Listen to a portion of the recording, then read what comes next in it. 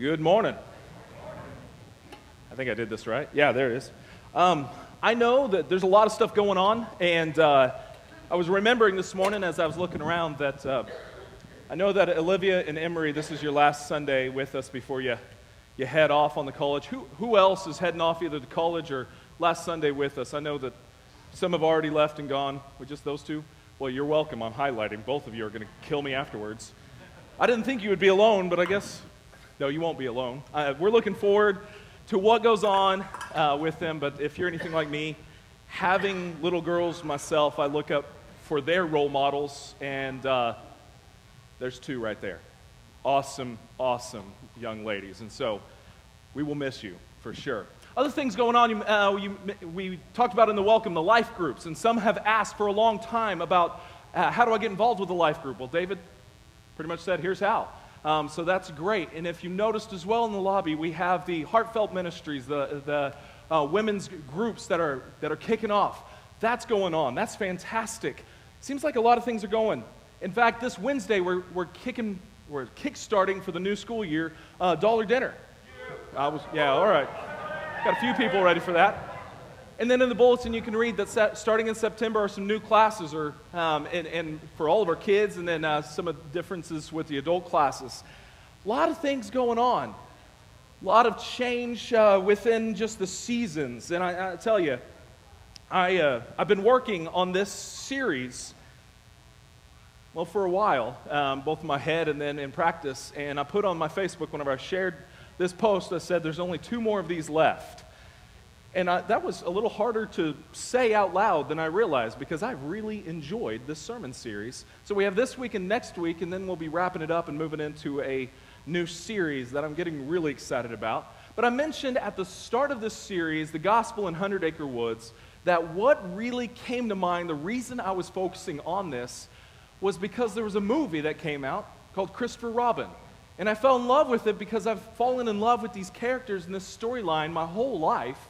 And I couldn't help but watch it. And there's a lot of fantastic little truths in the sayings and the things that people have, that these characters interact in the way they do it. If you don't know the storyline of the movie Christopher Robin, let me give you a real quick synopsis. All right, here's how it goes. Christopher Robin, at the beginning, is saying goodbye to 100 Acre Wood and all of his friends because he has to go to boarding school. And he's not going to be able to come and play with them as much as he used to. Well, he goes to school and he ends up growing up. He goes into World War II, I believe. I think that's right. And he gets married. He has a child named Madeline. And he afterwards becomes facing the real life challenges. He is a frazzled efficiency expert for a struggling company in post-war London. So this is the scenario in which he is so strong on trying to do his work right that he's lost connection with his wife, he's lost connection with his kids, or with his kid, and in all things considered, he is working so hard because there is a motto that he is now living by. It's given to him from his direct boss. His motto is, nothing comes from nothing. In other words, to get anything in this world, you got to work for it. And you understand that, don't you? I mean, you got to work for the things in this world. We get that. But it's in that moment, whenever Christopher Robin's pretty frazzled about what he's going to have to do for efficiency's sake, and he's struggling with this, all of a sudden Winnie the Pooh shows up. Winnie the Pooh he's excited to see Christopher Robin. Christopher Robin not so excited, because now this is another thing to deal with.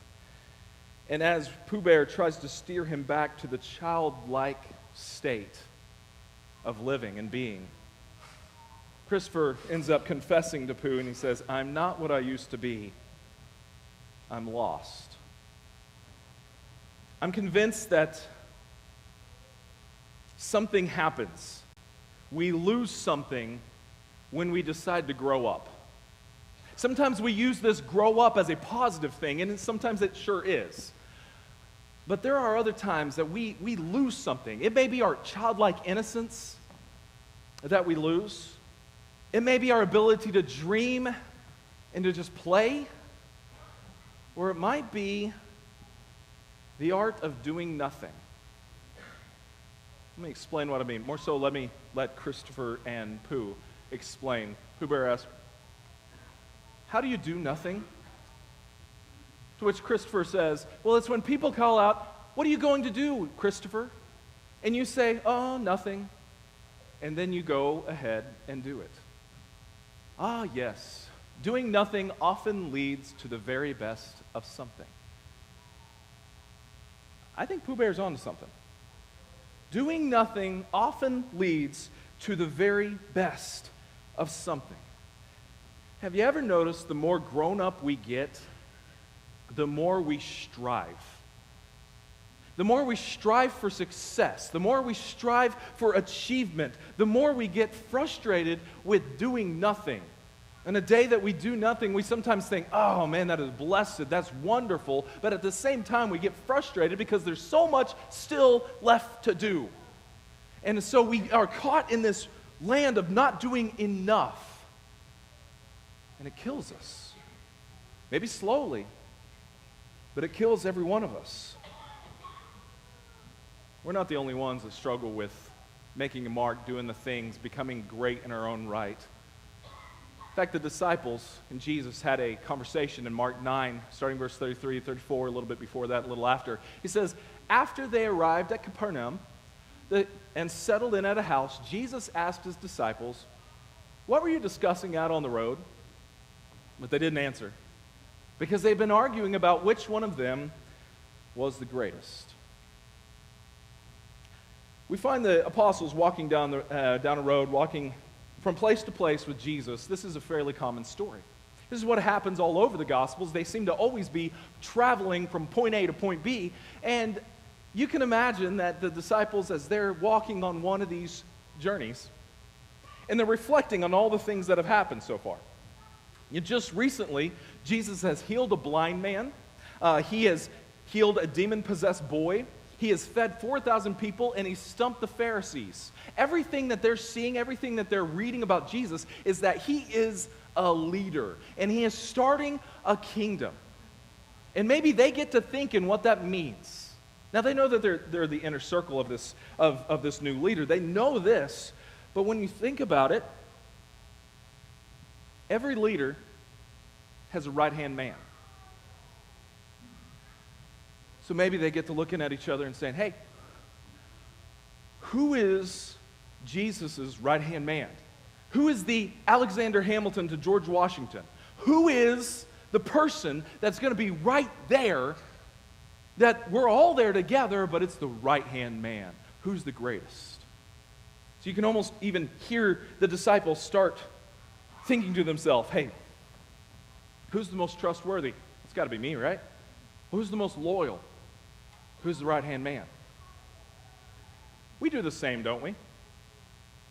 Now, we know that we have sin in our lives. We know that we struggle with our own things, and that we're not perfect ourselves, but we often look at someone else and think, "Well, you know what? At least I'm better than Chuck right here. I still have my hair. Somehow that makes me..." And Carl, and who else can I pick on that? Yeah. And then I can look at other people and you're like, "Well, what about Dick Freeman? I'm taller." Okay, so that gives me something, right? In fact, let's totally eliminate everyone's shorter than me, so let's only have to deal with the ones that are taller. And you see what we do? We make this case of why we might be better than others. We know that we're already struggling. We know that we're sinful ourselves, but we begin to think in our minds saying, "Hey, if Jesus were to have a right-hand man here in this congregation, let me give you my resume. Let me tell you why I would be the greatest right-hand man." And we point it out, and we rank people. And maybe your ranking is different than mine. Maybe your ranking is something about being the most efficient. Because let's face it, efficiency is a God that we worship. Maybe it's because you're the most efficient. Maybe it's because everyone else looks at you as a leader. You might as well be considered that. Or people look at you as being pretty smart. Maybe you pray a lot. Maybe you're always at service. That's at the service opportunities. That is why you're the greatest.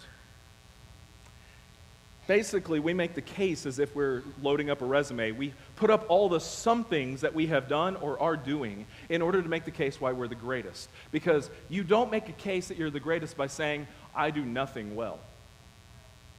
All right? But Jesus, knowing their hearts, knowing what they have been discussing, knowing what was going on, does something to give them a new perspective. And it's strange, it's different, but it's absolutely beautiful. Here's what he does. He sat down, called the 12 disciples over to him and said, whoever wants to be first among you must take the last place and be the servant of everyone else. You want to be greatest? Become the least. Serve. It's counterintuitive. And then he illustrates it. Then he put a little child among them. Taking the child in his arms, he said to them, anyone who welcomes a little child like this on my behalf welcomes me. And anyone who welcomes me welcomes not only me, but also my Father who sent me. We may have a hard time grasping exactly what Jesus is doing here. So I want to provide a little illustration. I've asked a few, can I have my little helpers come and join me?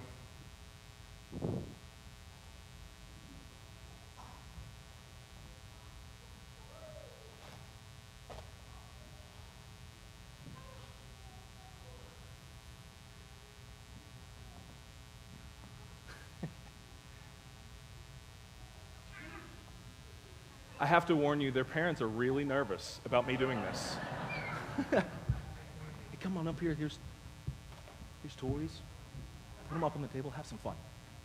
All right? Hey, Charlie.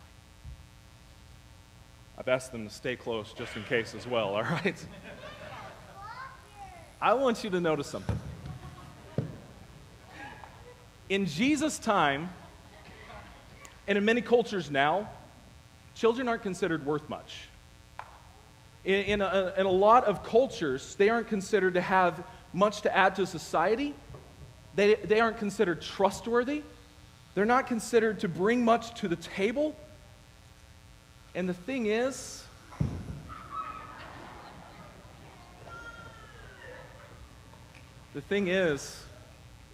in a lot of societies, even now, we may fight for the rights of kids. We may say, you know what? This right here, this is stuff that we should be focusing on. And we should fight for their rights, and we should do everything that we can to make sure they're not abused nor neglected. But at the same time, you know what we end up doing? We end up pushing kids to the margins, even in a church context. We sometimes call them the church of the future. We say, you know, one day, and we almost give this impression, that one day they're going to have something to offer this church, but not yet. I want you to imagine Jesus with this child among the disciples trying to teach them. Do you think that child just sat still? You know, the thing is, Jesus is saying, look, these kids, they have something that you've forgotten. They have something that you are now missing. And he's telling the disciples this, who is the greatest? Here's his answer, bring a child among you. Well, no one would turn over the church to the children. No one would turn over the government to the children, right? Jesus says, no, here's what you need to do. You need to welcome these kids. You need to welcome them in their innocence, in their curiosity, in all the things that they do. Welcome them to the table. Welcome them into what we're doing. And it may get crazy, it may get messy, but trust me, you're not going to remember a word that I say, but you're going to remember something about this sermon. I'm okay with that. Matthew, whenever he records this, actually records it slightly different. He records this conversation. He says this, Matthew 18:3-4 says, then he said, I tell you the truth, unless you turn from your sins and become like little children, you will never get into the kingdom of heaven. So anyone who becomes as humble as this little child is the greatest in the kingdom of heaven. Not just welcome them, become like a child. Now here's the deal. Some of you have already got this down. You whine, You complain, you manipulate to get your own way, but that's not what Jesus is talking about here. That's not what he's saying whenever he says, become like a little child. He's saying, humble yourself, a humble child. We have lost our innocence. We have lost our curiosity, and maybe we have even lost our ability to do nothing. I feel like I need to explain that a little bit, but these kids are actually explaining this pretty well. So let me talk about what I'm seeing in this ability of doing nothing. Christopher Robbins says that doing nothing is when someone asks you, what are you going to be doing? And you say, oh, nothing. And then you go out and do it. He's not given a case of saying why we should be apathetic or we should be lazy. He's saying that we do nothing. It means we have no agenda. We have no particular agenda. Watch them playing. Can you tell me their agenda? Can you articulate that the agenda here is that they're waiting to be the greatest, whatever? That their agenda here is to do anything more than just play. They're doing stuff. Every time I watch kids play, I want to get back to that. That ability to do nothing in particular. To do nothing in particular, that I have no agenda in what I'm doing here. I am simply being who I am as a child of God. So maybe the message that we need to understand is that it's not about doing nothing. It's a state of living or a state of being, or maybe it's even a permission to be who you are. Maybe we need to learn to quit striving to be the greatest. Maybe we need to learn to quit trying to bolster our resume and do our own thing for our own glory. And rather, maybe what we need to do is rest in the presence of the Great One. Or as the psalmist once said, be still and know that I am God. I don't think the psalmist was saying you can't move. I think what he's saying is echoed by Jesus. Unless you be like one of these children, you cannot experience the full presence of God. Unless you can find yourself being safe, secure, welcomed, and loved in the presence of God, you cannot just be. Stop striving.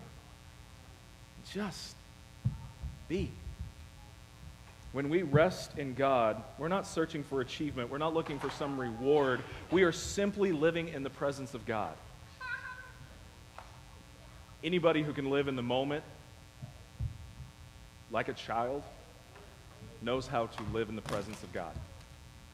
To live in that moment with whatever's around you. I could have brought anything up here and they would have been satisfied. I could have brought sticks and a stone. Now, I didn't do that because they might be throwing them at me. But have you noticed that? You give a kid a present, what do they play with? The box. Like, I spent all this money for them to play with the thing that didn't cost a dime, and because it ain't about the money. It's about the being in the presence. Literally, for some of that. Maybe we need to come. Maybe we need to come to the realization that the only reason that we can be is because we are safe, we are secure, we are loved, and we are welcomed. Let the little children come. Because they're safe, secured, welcomed, and loved. And if we're going to be like that, that should extend to every one of us. This is the call. So this morning, again, I'm pretty sure you're not going to remember anything that I say, but I'm hoping that the illustration that Jesus first gave, that I'm trying to mimic in my own right, sticks with you. Stop striving. Just be. If you're subject to the invitation, would you come forward as we stand and as we sing?